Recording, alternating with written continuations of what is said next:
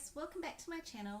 Before Christmas I started to get really fed up with the amount of clutter in my home, and I felt like I was always chasing my heels when it came to having to tidy up all the time, or it was really difficult to find things. So I really wanted to try to find a way to, one, spend less and also enjoy life more. So I started to look for inspiration on how to live more simply and just live with less stuff, basically. A friend of mine had recently downsized from a house to a one-bedroom apartment, and she told me about this book called The Life-Changing Magic of Tidying Up, and it's written by a Japanese decluttering and tidying expert called Marie Kondo, or KonMari as she's also called. And my friend said it really helped her in getting rid of a lot of stuff before she moved house, because she was moving to a smaller place. So I downloaded this book on my iPad and I could not put it down. I was up until 4 a.m. reading this book, and it made sense in terms of what KonMari said about keeping less things makes you realize what is really important to you in life. So anyway, it motivated and really spurred me into action, into starting to declutter my home. The first key thing I took away from KonMari's philosophy was that you should tidy by category, not by room. Now she says by doing this, what you do, you take it in turns for each category, and you gather all the items from that category, for example clothes, from all the different parts of your house and put them in one location. Then you can truly see what you have and how much stuff you have. So you might have double ups of things, you might have stuff that has been hiding in the back of your closet that you never see because there's just so much stuff. So it makes sense to me that she recommends this.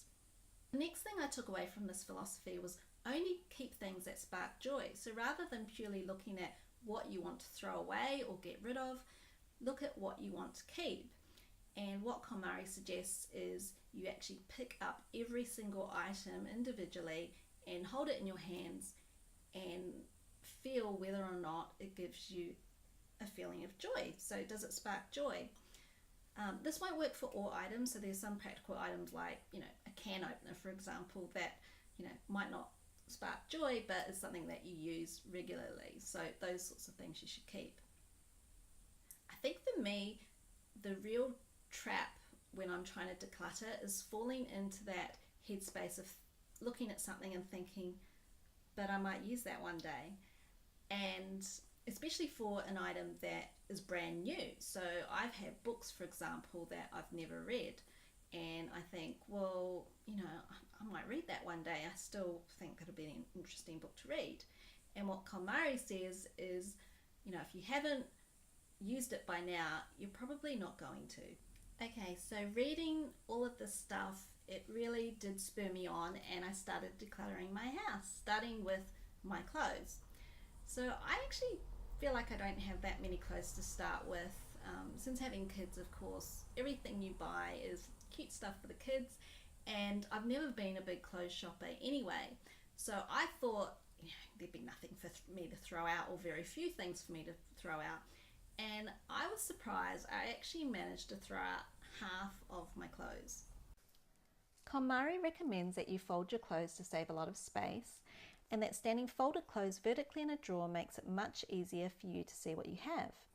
I have to admit, I get sick of folding pretty quickly, so I decided to use the KonMari folding method only where I really need to be able to see what I have.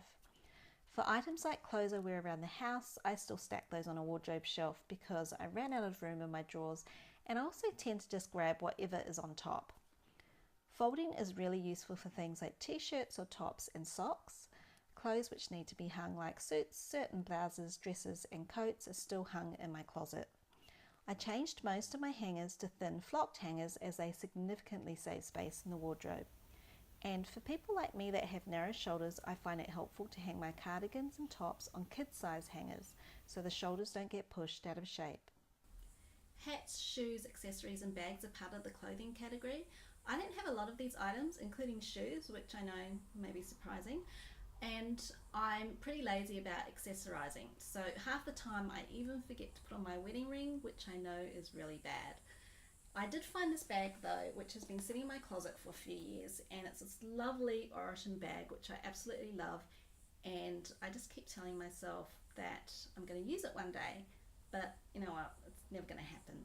So I've decided that I'm going to donate this bag to a really worthy cause called Share the Dignity, and I'll put some information for you below. And yeah, I think because it's going to a worthwhile cause, it's really made it much easier for me to let this bag go. In her book, KonMari says it's important to tidy your own items before focusing on tidying others. I did go through my children's clothes and I donated anything that they have outgrown. And my husband mentioned that he couldn't find the t-shirts he wants to wear in a hurry because his drawer was such a mess. So I KonMari'd his entire t-shirt drawer, and he loves it so much he has now hinted that his sock drawer is a mess. My wardrobe now makes me so happy when I look at it, which is a reaction I really didn't expect. And I feel like the entire thing does spark joy when I look at it now. I hope you found these tips helpful. Next time I'll take you through how I cut down over half the books and paperwork in my home. Bye for now.